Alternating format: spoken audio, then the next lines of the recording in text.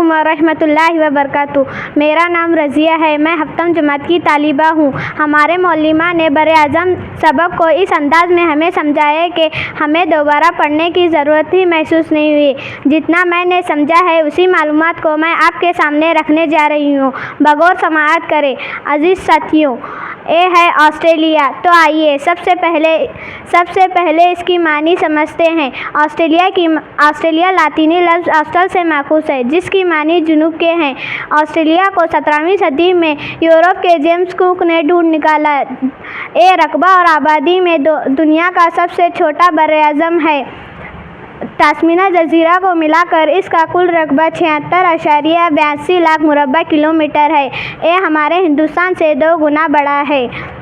دنیا کے سب سے بڑے سمندر بحر الکاہل بحر ہند میں واقع ایک جزیرہ ہے۔ جزیرہ اس کو کہا جاتا ہے جس کے چاروں طرف پانی اور درمیان میں زمین ہو، اس کو جزیرہ کہا جاتا ہے۔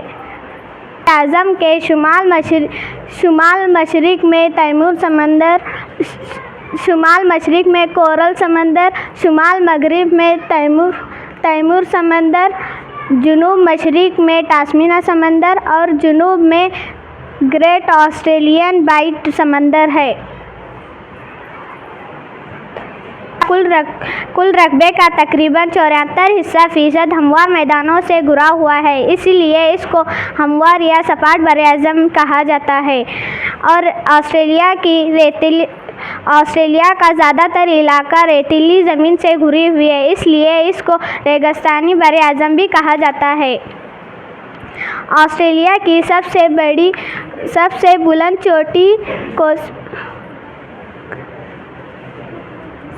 بلند چوٹی کوسیوسکو ہے، جس کی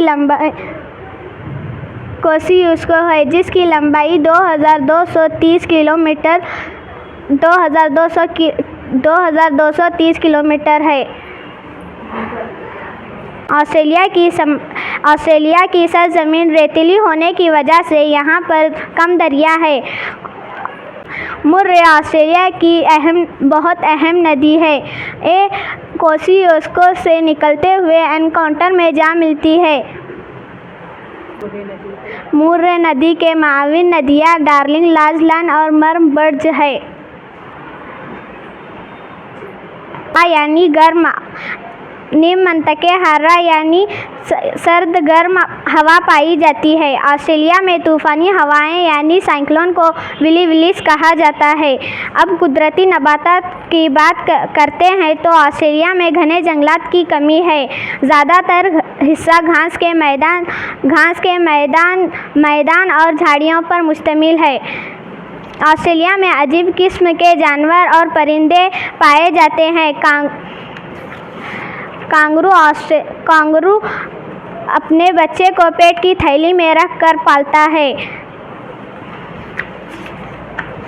ایمو آسٹریلیا کا سب سے بڑا پرندہ ہے۔ آسٹریلیا کا اہم پیشہ زراعت ہے۔